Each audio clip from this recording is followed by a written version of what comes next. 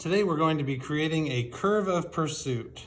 It is drawing a curve using straight lines only. It shows movement because the movement comes in 4 different directions. That's going to bring it all to the center and even past the center. I'll show you that later. The very first thing you need to do is get a square piece of paper. Wait, I don't have a square piece of paper. I'm going to show you 2 ways because the third way is too hard. The first thing you can do is take your paper and you can fold it very carefully so that this corner lines up with this corner. And then, thank you for waiting, I'm back. You draw that line, you trace that, you cut this, and then you have a square piece of paper with a fold in it. But it is a square. That's not my favorite way to do it.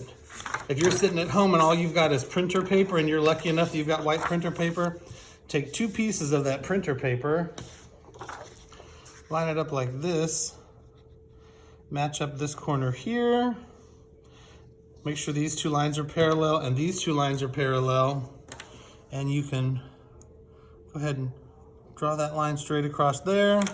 And then when you cut this line, you will have a square. Cut a little bit nicer this time. The video that you already watched, he measured every centimeter. I'm not doing that. Let's not make life harder than it needs to be. We're gonna do it like this. I'm gonna start in the top left every time. Top left, putting my ruler right on the edge of the paper, marking at the one, small as I can, but still see it. I'm making a mark right on the line. Turning it counterclockwise. Top left, 1 inch from the left, make a mark, turn it counterclockwise. I'm gonna do this 4 times every time. Counterclockwise, make my mark. After I have my 4 marks in each corner, count them if you need to, sometimes it helps. I'm going to put my pencil right on the line, and I'm going to draw, connect the dots.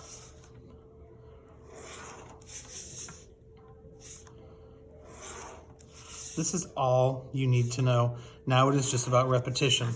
Now, I want you to forget about this original square. Now I want you to use the square that we've drawn. So I'm gonna go to the square that I've drawn. I'm gonna go to the top left corner. 1 inch over, I'm gonna make a dot. Turn counterclockwise. 1 inch from the left, turn counterclockwise. How many times am I doing this? 4, very good. You don't have to shout. 1 more, 4, so I've done this 4 times. I have an inch marked right from the left corner. Going to start here, I'm going to connect these dots. 1, 2,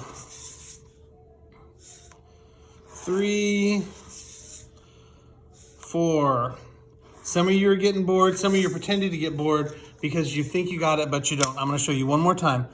Now this is my new square. I'm gonna try to pay attention. I'm gonna try to forget all of that other stuff exists. Here's my square. I'm going to go to the top left corner. I'm going to mark 1 inch, quarter turn to the counterclockwise, 1 inch, 1 inch, 1 inch. I'm going to connect these. Dun, dun, dun, dun, dun, dun, dun, dun, dun, dun, dun. The magic of photography.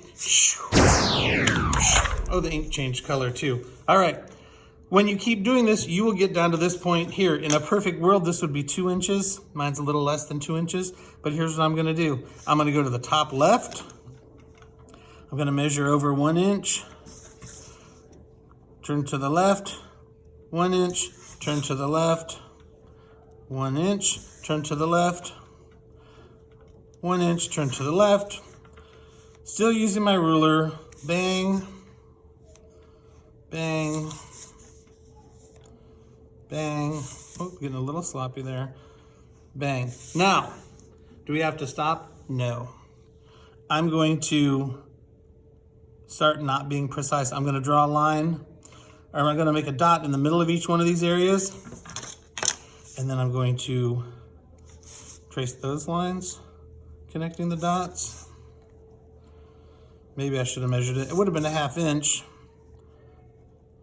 Now I have a 1/2 inch square. I'm going to make a mark in the middle of each one of these lines. You're doing this with a pencil, so you can do it as lightly as you can, and then if you make a mistake, obviously you can erase it. I'm going to draw this one here. Y'all, I am going to continue to do this as long as I can until it looks like it's just disappearing. So this art definitely has movement. It brings our eye in from 4 different directions,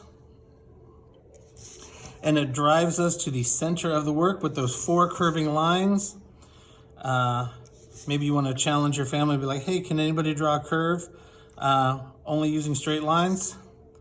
I can. I am. I'm almost done. Am I going to be able to go another time? Let's see. Oh my gosh, I'm feeling brave. Okay, I'll go one more time. 1, 2, 3, 4. Oh my gosh, can I do it one more time? Grandpa's eyes can't see so good. 1, 2, 3, 4. I'm gonna stop there. All right, curve of pursuit, movement in art. Has a direction. It almost looks like a digital rose or something too. Anyhow, movement art. A lot of art has movement. I'm gonna make a movement and peace out. Bye.